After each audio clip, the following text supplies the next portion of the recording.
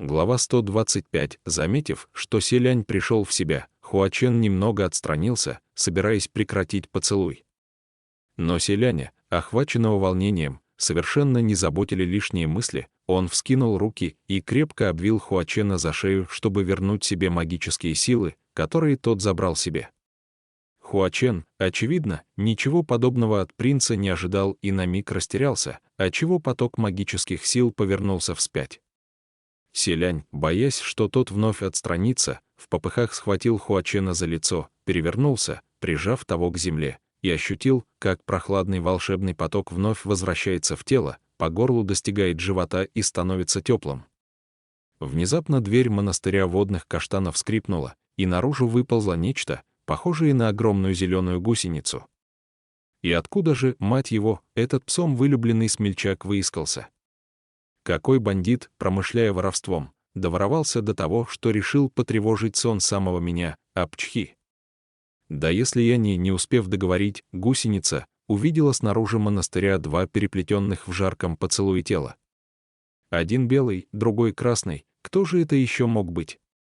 В тот же миг раздался пронзительный визг, и краткое Хуачен приподнял руку, намереваясь схватить Селяня за плечо, но, услышав галдеж, повернул ладонь в другую сторону. Цижун, ойкнув, отлетел за дверь, которая с громким стуком захлопнулась. Хуачену, наконец, удалось перевернуться, придавив собой Селяня, оторвать от него лицо и немного отдышаться. Его глаза сверкали темным блеском. «Ваше Высочество», Селянь, не успевая ничего объяснить, вновь схватил его за шею и притянул к себе. Вытянув достаточно магических сил, принц перевел дух и снова воскликнул: «Перемещение души», но случилось непредвиденное, в этот раз едва его душа вылетела из тела, как натолкнулась на стену, не достигнув небес, и тяжело упала обратно в свое тело, отчего Селянь даже вскрикнул. Открыв глаза, принц увидел над собой все то же небо, полное звезд, и слегка взволнованного Хуачена. Селянь сел, схватился руками за голову и пробормотал: «Больше не пройти. Ши Цинцюань мертв. Или черный демон черных вод усилил барьер». Неважно, что конкретно произошло, ясно одно: Селянь больше не сможет проникнуть в сознание Ши Цинцюаня. Даже если прямо сейчас отправиться к Южному морю, наверняка не успеет. Видя его растерянность, Хуачен произнес: «Ваше Высочество, прости». Селянь посмотрел на него. Хуачен добавил: «Но в это дело посторонним не вмешаться». Селянь махнул рукой. «Ты не должен извиняться. На самом деле, даже будь я там, ничем бы не помог». При помощи перемещения души принц мог лишь попасть в тело Ши Цинцюаня, но тот сейчас был всего лишь простым смертным. И даже если бы Селянь помог ему выбраться из цепей, как противостоять хозяину черных вод в его же владениях? Не вышло бы даже сбежать. Немного придя в себя, Селянь быстро присоединился к сети духовного общения. «Линвэнь, вы уже в пути, Ваше Высочество. Почему вы вдруг так внезапно пропали? Мы уже послали отряд в Южное море, вернулся его Высочество Цин, вскоре он тоже отправится туда. Но в черные воды не так-то просто попасть, и неизвестно, когда мы сможем их найти». Селянь хриплым голосом ответил: «Подождите, я отправлюсь с вами. Возможно, удастся припомнить дорогу. Только мне придется просить вас послать кого-то за мной в монастырь водных каштанов». «Хорошо, он скоро будет». Селянь удивленно обернулся, но Хуачена уже не увидел, зато к монастырю водных каштанов приближались двое младших небожителей, а за ними вышагивал высокий юноша с черными кучерявыми волосами. Цуань Ичжэнь. Селянь чуть склонил голову, можно считать, в знак приветствия, но Цуань Ичжэнь не ответил на жест, словно не понимал в церемониале. Впрочем, Селянь не придал этому значения. Оглядевшись по сторонам и не увидев Хуачена, он понял, что тот предоставил ему время, чтобы совсем разобраться. Двое богов войны с отрядом младших небожителей выдвинулись в Южное море. По совету Селяня они на случай необходимости заранее приготовили несколько десятков тяжеленных гробов, в которых когда-то клали покойников. Их лодка несколько часов летела по морю, пока на водной глади впереди не показалось кое-что необычное. Множество огромных мертвых костяных рыбок качались на волнах и бились в борта лодки. Небожители насторожились. «Мы уже почти на месте». Селянь возразил: «Должно быть, пока нет. Когда заплывем в черные воды, лодка не сможет держаться на плаву, да еще передвигаться с такой скоростью». Но это, очевидно, были следы позавчерашнего побоища с участием генерала Пэя и повелителя вод. Цуань Ичжэнь все время пути сидел на палубе на корточках, не меняя трудновыполнимой позы. И вдруг он сказал: «Впереди какой-то черный остров». Это место, которое мы ищем. Селянь пригляделся и действительно увидел впереди чернеющую землю. Издали она и впрямь очень походила на остров черных вод. Принц чуть нахмурился и произнес: «С виду очень похоже. Но как мы могли обнаружить его столь просто? И почему лодка не потонула? Господа, проявляйте осторожность, берегитесь западни». В следующий миг принц понял, что это не западня. Поскольку на берегу показалась фигура, которая под палящим солнцем при помощи драгоценного меча, что привык рубить головы вражеским предводителям, обрабатывает дерево и делает гробы. Рядом стояли уже 3 готовых гроба, и мужчина как раз заканчивал 4-й. Селянь тут же замахал руками и закричал: «Генерал Пэй!» «Это генерал Пэй, это тот самый остров». Все верно, Джонка немедленно сменила курс и на всех парусах помчалась к острову. Увидев спасательный отряд, Пэймин, впрочем, ни капли не обрадовался. Он воткнул меч в песок, потер нос и сокрушенно произнес: «Вы прибыли не раньше, не позже, а именно тогда, когда я уже почти все доделал». «Как это понимать?» — Цуань Ичжэнь ответил: «Скажи спасибо, что вообще кто-то прибыл». Услышав, что нужно спасать тебя, все сослались на занятость. Пэймин с лицом «Я не собираюсь припираться с маленьким ребенком», повернулся к Селяню. «Ваше Высочество, вы вернулись раньше. Но как вы сделали лодку, которая способна держаться на волнах в черных водах? Думаю, дело не в лодке». Рассеялось проклятие с самих черных вод. Пэймин удивленно замер, затем попробовал мечом срубить огромное дерево и обнаружил, что магические силы действительно вернулись в полной мере. Несколько секунд он безмолвствовал, затем покачал головой. «Если бы я раньше узнал об этом, разве пришлось бы мне с таким трудом делать эти гробы?» И он был совершенно прав, ведь получается, что всю ночь он трудился напрасно. Сделал 4 гроба, вот только 3 уже без надобности. Отряд небожителей высадился на острове и направился прямо к центру леса. Мелкие демоны, прячущиеся в густых зарослях, никогда не сталкивались с подобным вторжением и от страха разбежались кто куда. Оказавшись у озера Черных вод, небожители также не обнаружили невидимых солдат. А без вмешательства чужой магической ауры им вскоре удалось, после некоторых размышлений, разрушить иллюзию, и перед ними появились темница на берегу и чертог сумрачных вод.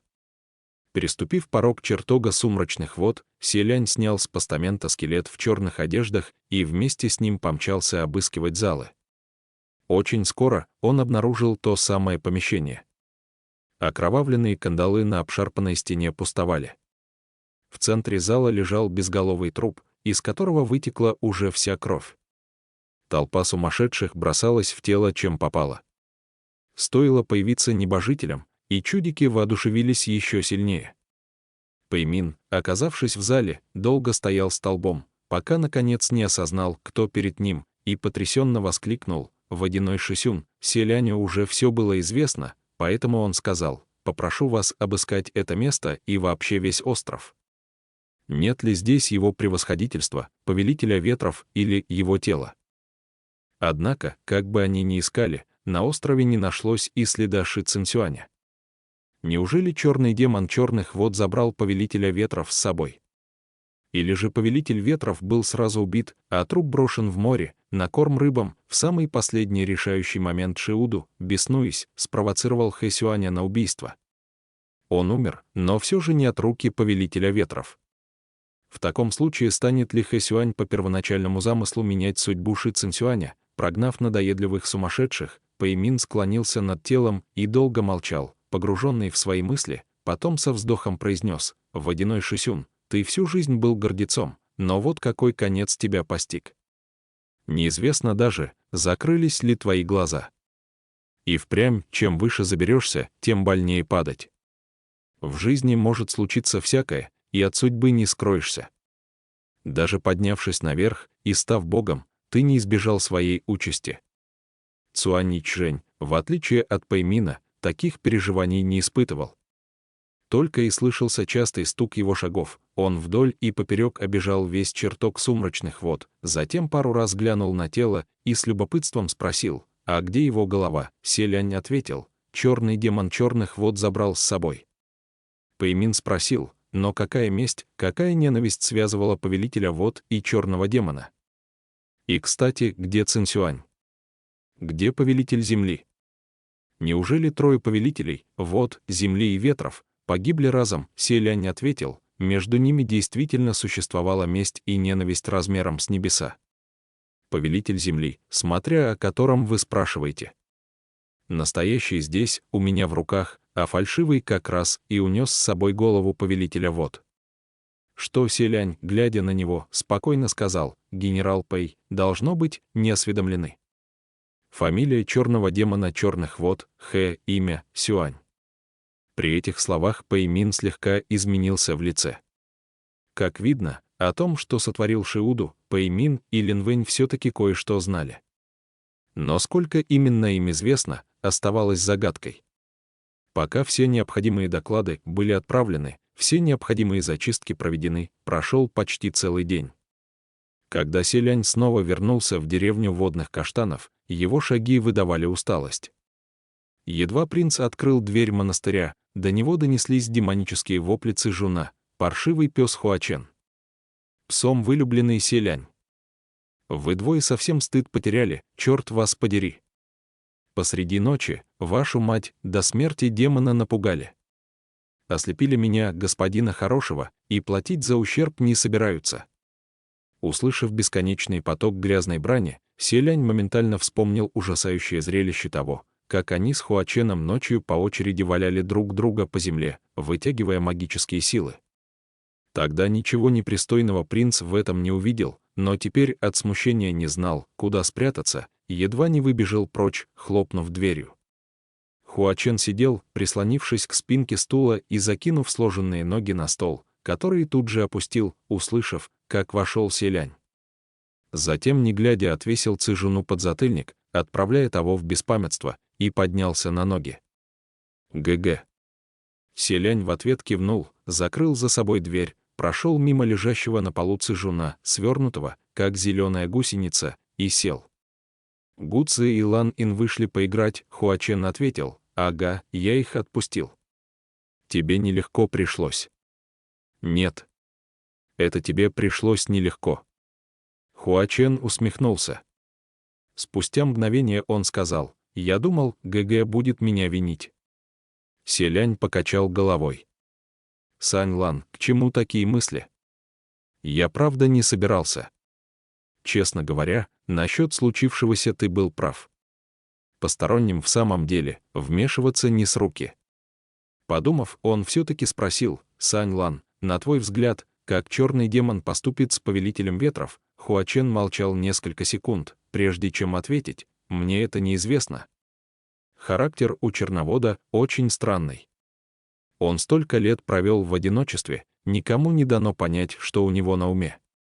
Никому не дано понять, что у него на уме. Селянь вдруг вспомнил, что это расхожая фраза в чертогах верхних небес, которой многие небожители характеризуют собирателя цветов под кровавым дождем.